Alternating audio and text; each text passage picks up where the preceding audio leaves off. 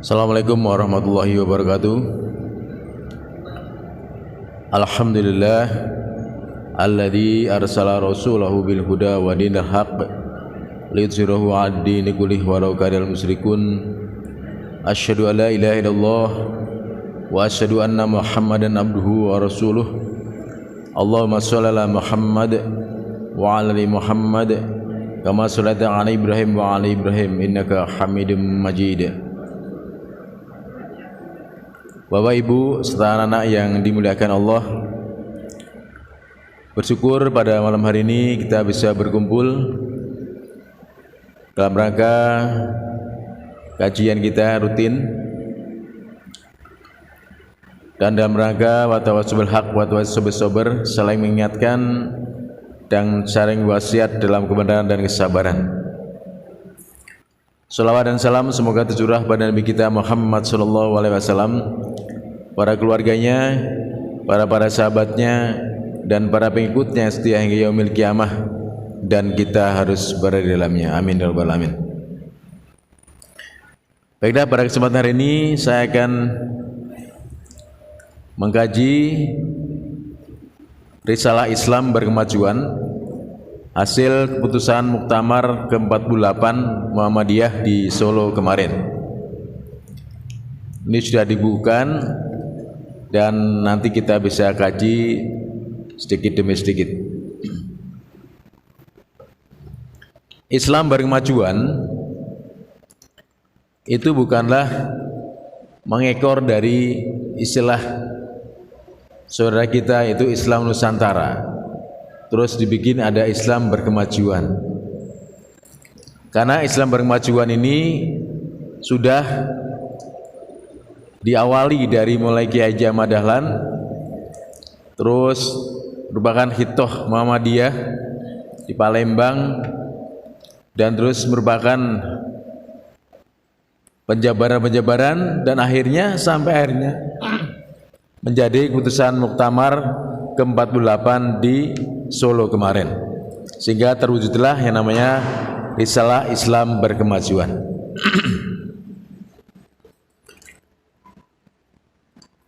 Kiai Ahmad Dahlan memulai dengan perkataan-perkataan yang luar biasa,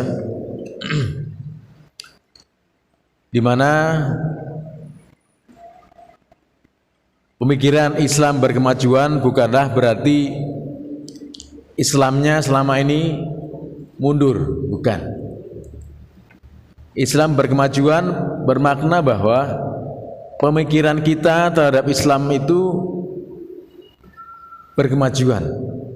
Karena Islam sendiri mempunyai akar kata yang searah dengan berkemajuan. Berpikir berkemajuan. Kita lihat sendiri contohnya saja, Kiai Haji Ahmad Dahlan mulai dengan perkataan dalam bahasa Jawanya, dadiyo kiai sing kemajuan lan ojo kesel-kesel anggonmu nyambut gawe kanggo Muhammadiyah. Yang artinya, jadilah kiai yang berkemajuan dan jangan lelah dalam bekerja untuk Muhammadiyah. Jadi berkemajuan ini sudah merupakan rancangan awal oleh Kiai Haji Ahmad Dahlan. Kemudian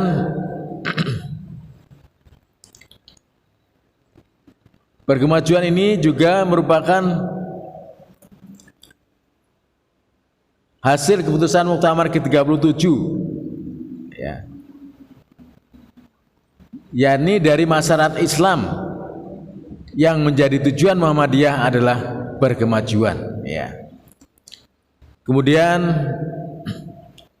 dilandasi dari mukadimah anggaran dasar Muhammadiyah, penjelasan masalah yang 5, Hitoh Palembang, kepribadian Muhammadiyah, matan keyakinan dan cita-cita hidup Muhammadiyah, Hitoh Ponorogo, Hitoh Ujung Pandang, Hitoh Surabaya, manhaj tarjih dan metode penetapan hukum dalam tarjih Muhammadiyah, manhaj tarjih dan pengembangan pemikiran Islam, pedoman hidup Islami warga Muhammadiyah, Hitoh dan Basar, dakwah kultural Muhammadiyah, pernyataan pemikiran Muhammadiyah jelang 1 abad, pernyataan pemikiran Muhammadiyah abad kedua, negara Pancasila sebagai Darul Ardi wa Syahadah, Islam berkemajuan, Indonesia berkemajuan, rekonstruksi kehidupan kebangsaan yang bermakna.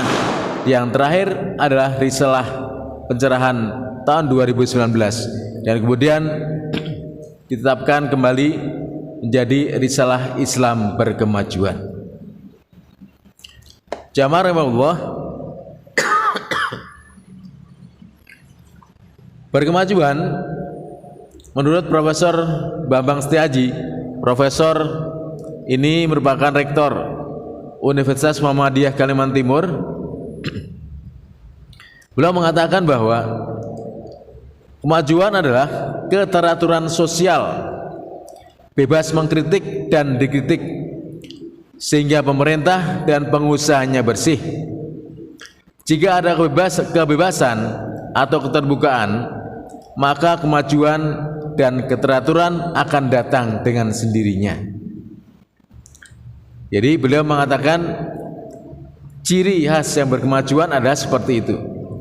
Suatu organisasi atau suatu negara apapun bentuknya, berkemajuan artinya mempunyai keteraturan sosial, bebas mengkritik dan dikritik, sehingga pemerintahan dan pengusahanya bersih. Jika ada kebebasan atau keterbukaan, maka kemajuan dan keteraturan akan datang dengan sendirinya. Jamaah rahimahullah,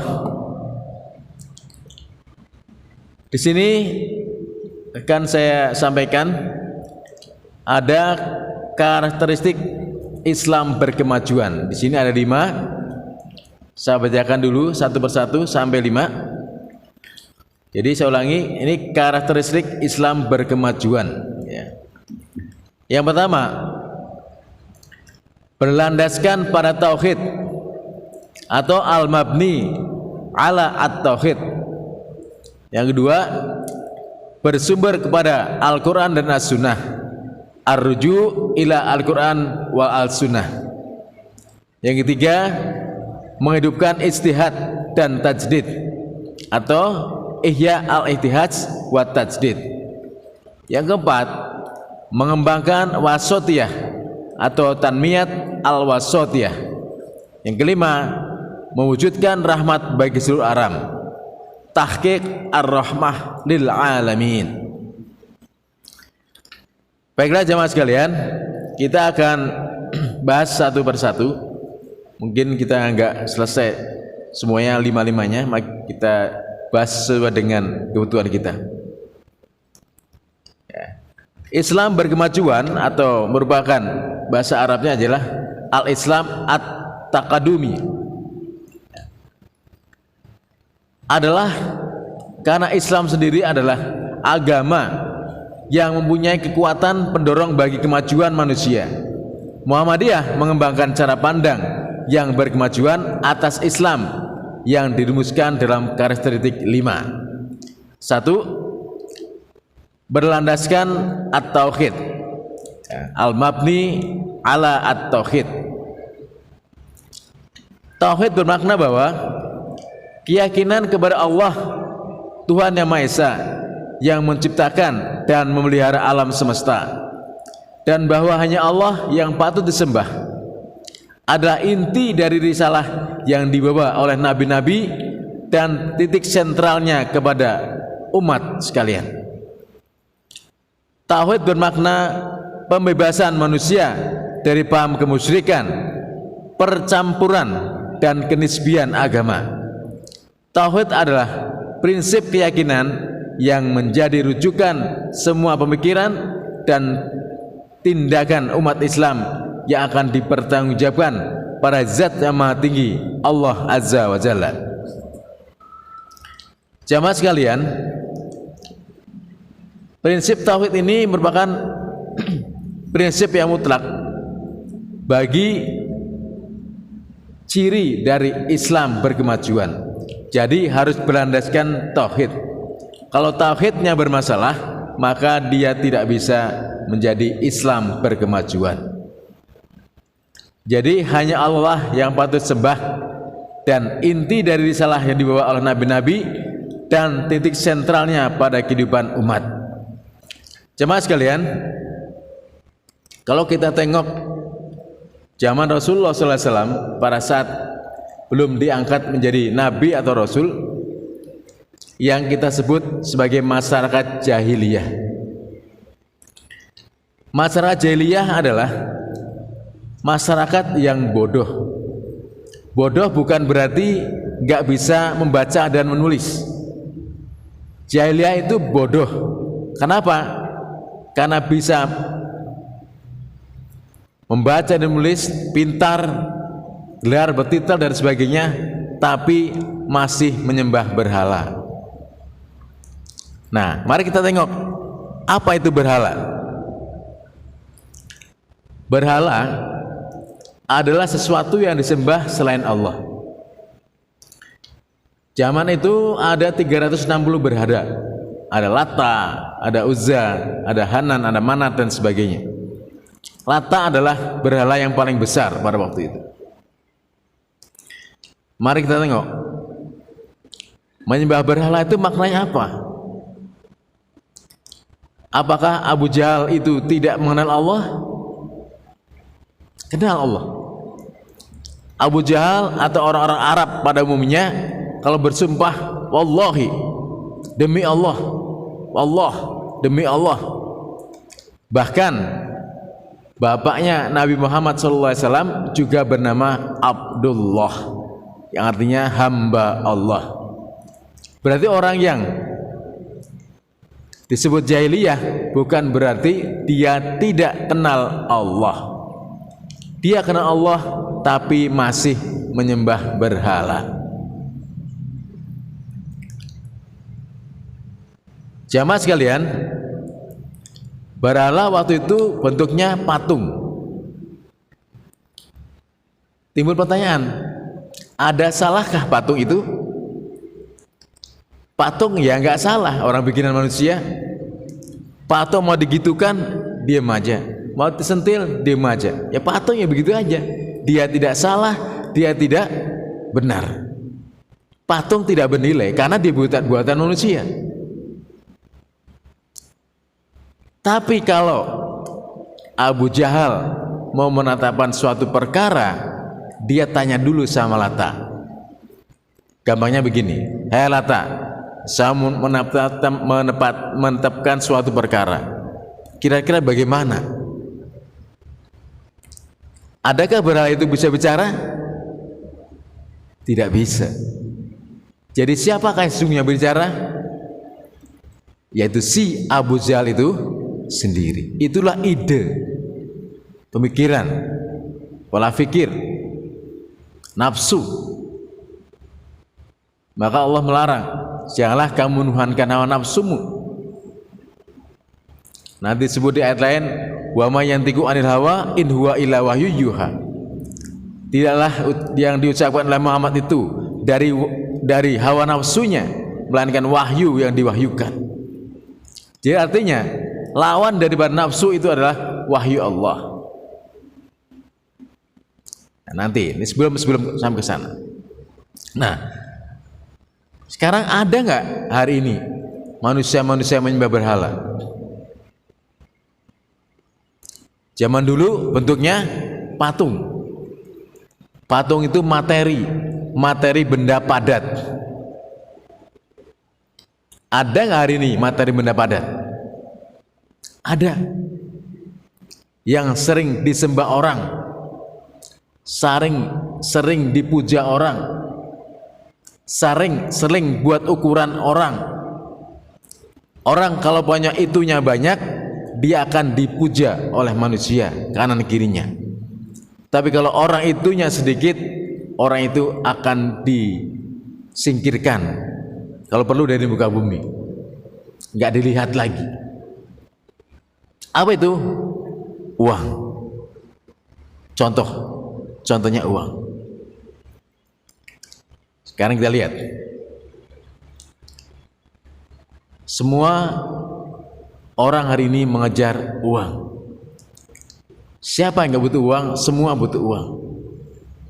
Tapi ada orang yang dengan uang itu, dengan segala cara dia mendapatkannya. Ya. Kalau perlu kanan sikut sini, kalau nggak cukup tambahkan lagi.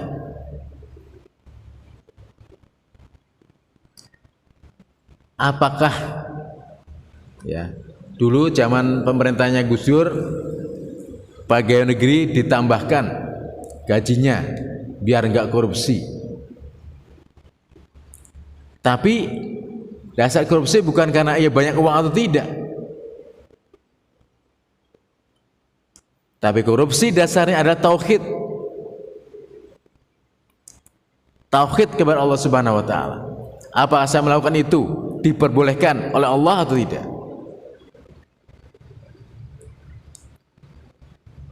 Nah, kita lihat hari ini. Dikasih uang banyak tetap saya korupsi.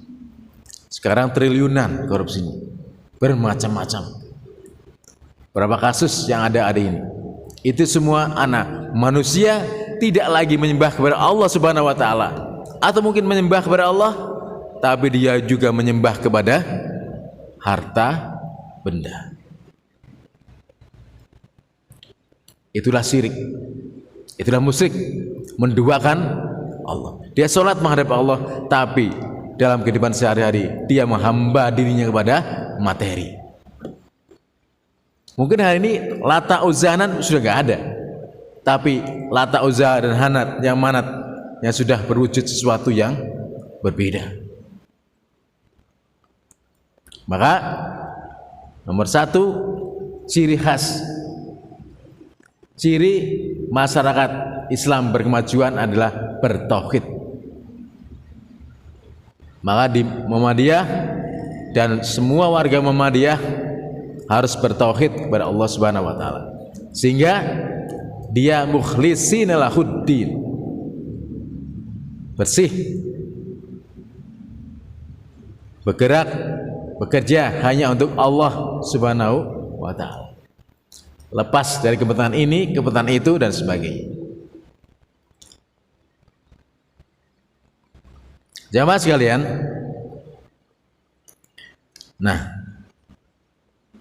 tauhid itu diajarkan dari sejak Nabi Adam alaihissalam sampai Nabi kita Muhammad sallallahu alaihi wasallam. Dan semua agama itu dari awal sampai sekarang sama, Islam. Itu bukti istiqomahnya Allah, bahwa Allah yakin Islam itu yang benar. Maka ada Islam sampai kepada Nabi Muhammad SAW, itulah yang benar. Itu bukti istiqomahnya Allah, konsistennya Allah bahwa Islam itu benar. Allah tidak menciptakan agama yang lain. Inna dina indallahil Islam.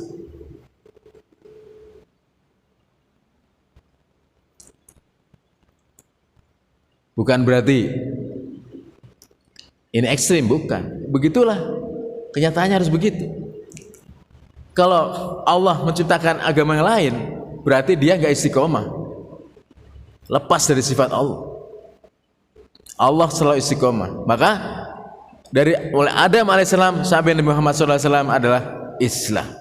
Inna dina innallahil Islam.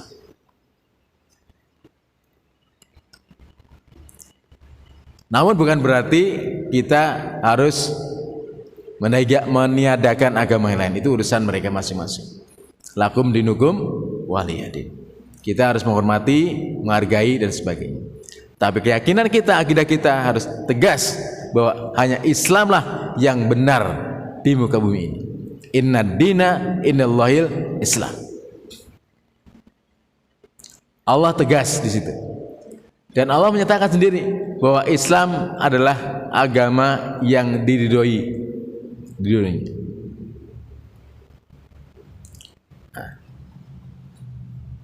jamaah sekalian,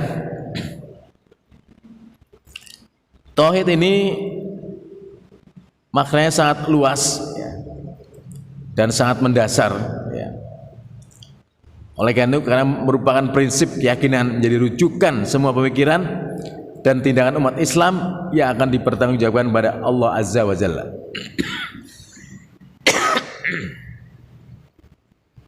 Rujukan.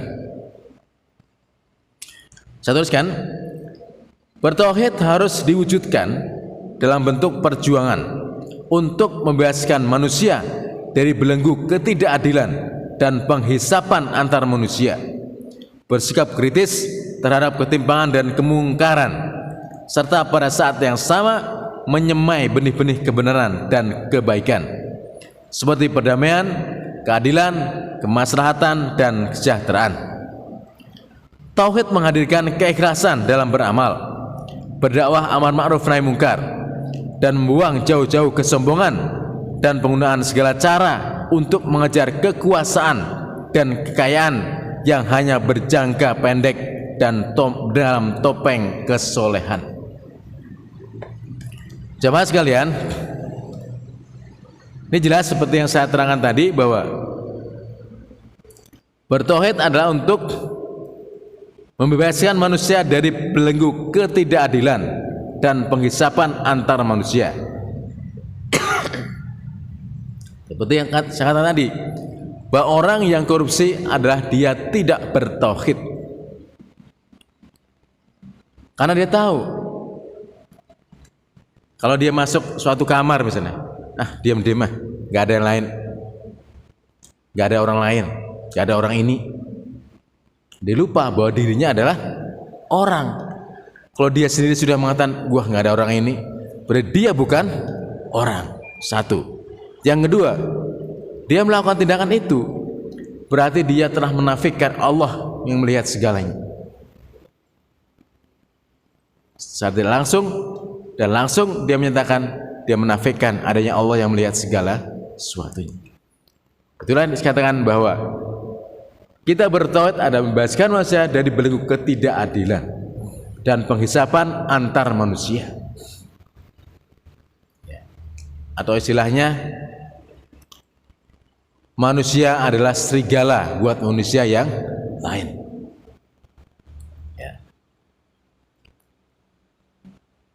Dan bersikap kritis terhadap ketimpangan dan kemungkaran, serta pada saat yang sama menyemai benih-benih kebenaran dan kebaikan seperti perdamaian, keadilan, kemaslahatan, dan kesejahteraan.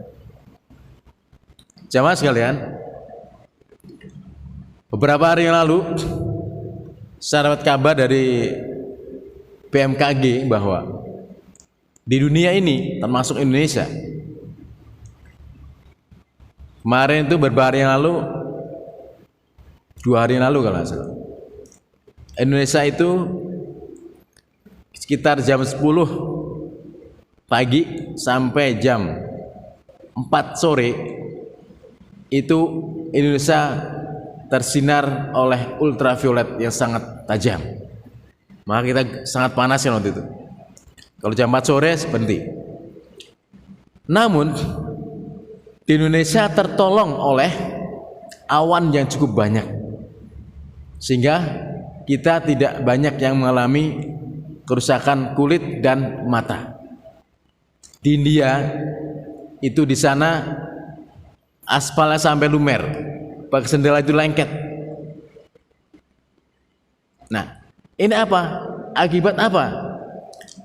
Saya forward berita itu kepada teman saya yang fak di bidang itu. Beliau sampaikan, ini adalah pemanasan global. Ini adalah ulah manusia yang menebang pohon sembarangan. Maka dibilang manusia lagi membuat atau sedang mempercepat jadwal kiamat. Itu bahasa teman saya itu.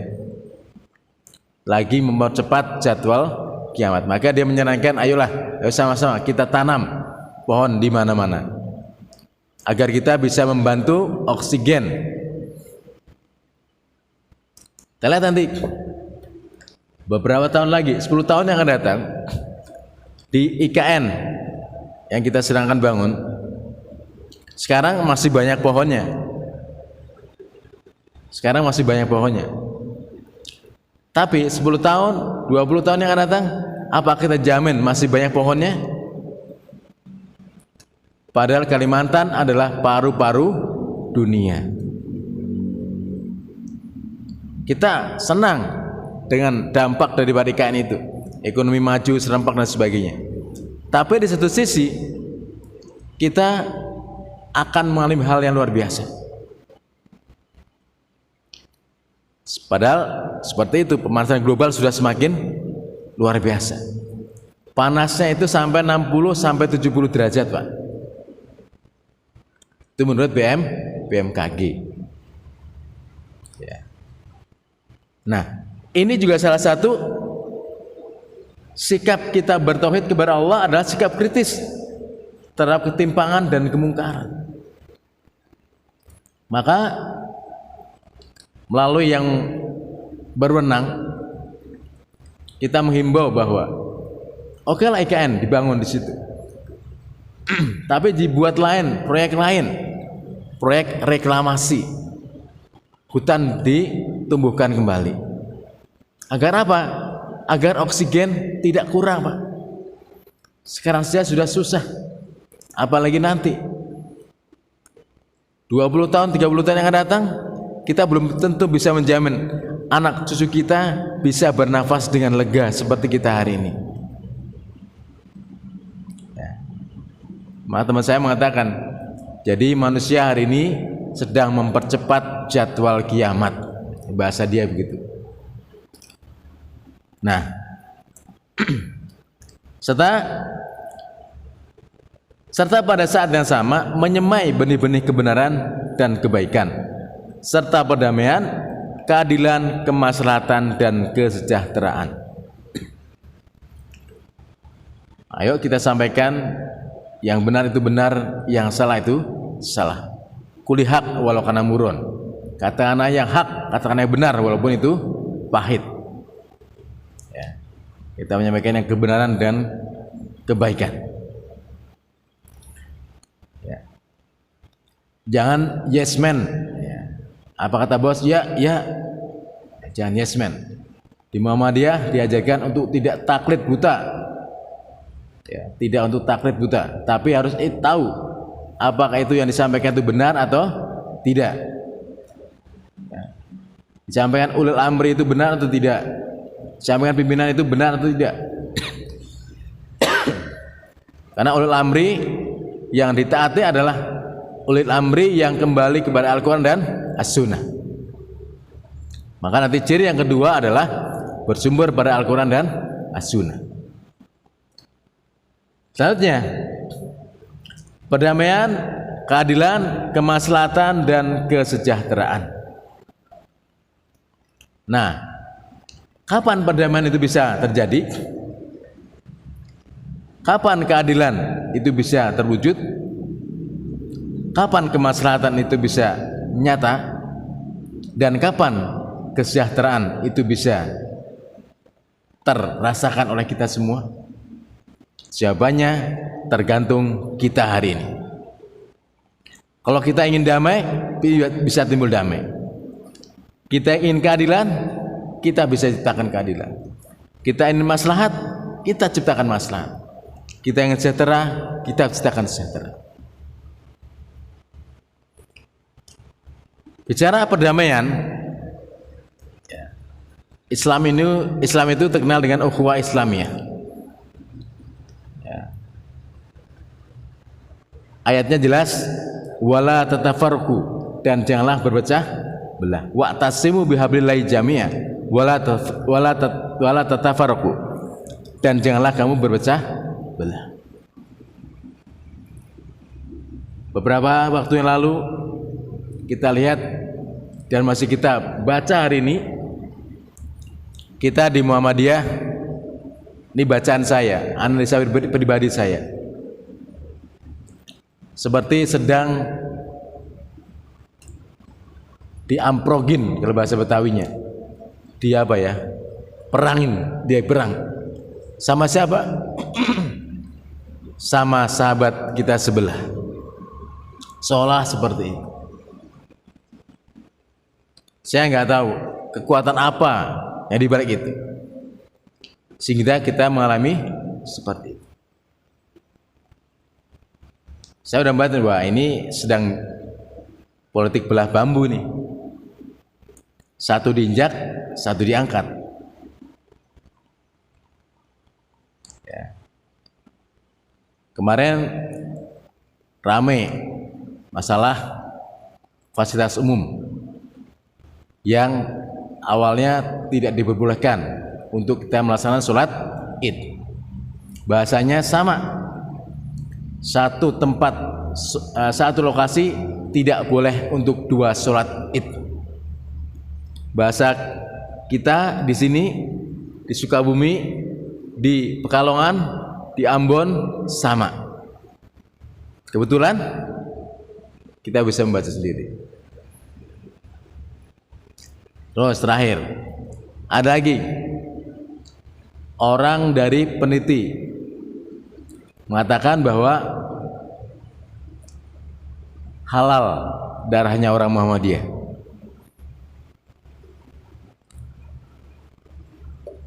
Kalau saya lihat ini, wah ini semakin bahaya, semakin kencang ini. Kita lagi digoyang-goyang. Apa kita bereaksi atau tidak? Kalau saya sepakat dengan pernyataan Pak Haidar Nasir. Jangan kita terpancing. Kalau kita terpancing, itu yang dimauin. Itu yang dimauin. Kenapa? Mereka nggak ingin umat Islam bersatu padu. Kenapa? Kita berbeda sholat Id itu sudah sering, sudah biasa. Tapi kenapa sekarang jadi masalah, dipermasalahkan? Hati-hati. Kita di Muhammadiyah jangan sampai terpancing. Mendekati konstelasi politik 2024 pasti akan ada tuh. Membuang jauh kesombongan dan penggunaan segala cara untuk mengejar kekuasaan dan kekayaan yang hanya berjangka pendek dalam topeng kesolehan. Tuh, bahasanya begitu tuh. Ini bukan bahasa sekarangan saya, bahasa di buku ini. Luar biasa nih, yang mengarang ini luar biasa. Dipandang jauh ke depan, visioner orangnya. Kenapa? Dia bisa menulis ini padahal kejadiannya belum terjadi. Ya. Penuhkan segala cara. Jadi kita umat Islam sedang diuji, ya. Sampai ada istilah mentakfiri, mengkafirkan sama muslim. Naudzubillah min dzalik. Ya.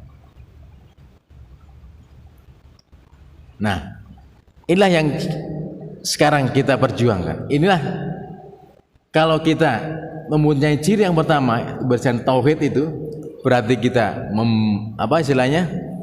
menghadirkan keikhlasan dalam beramal, berdakwah aman ma'ruf nahi mungkar, membuang jauh-jauh kesombongan. Ya gimana gak sombong coba? Kita dibuat seolah-olah ya satu sisi ormas satu dan ormas satu ini lebih unggul, lebih bagus. Ini narasinya sedang dibuat terus sehingga akan munculkan kesombongan. Saya yang paling benar, saya yang paling benar. Hati-hati. Padahal kita harus membuang jauh sombong. Merasa benar adalah wajib. Merasa benar apa yang kita kerjakan adalah wajib. Kenapa? Kalau kita enggak merasa benar, buat apa kita kerjakan? Kalau kita nggak yakin puasa kita benar, buat apa kita puasa? Kalau sholat kita nggak yakin kita benar, buat apa kita sholat? Yang nggak boleh adalah merasa paling benar. Demikian jamaah rahimahullah, karena mati lampu nggak bisa lihat. Waktunya udah tinggal dikit lagi juga. Sementara masih satu dulu kita bahas tentang berdasarkan tauhid. Dan mari kita sempurnakan dengan doa kafatul majelis. Subhanakallahumma rabbana wa bihamdika asyhadu an la ilaha illa anta astaghfiruka wa atubu ilaik. Assalamualaikum warahmatullahi wabarakatuh.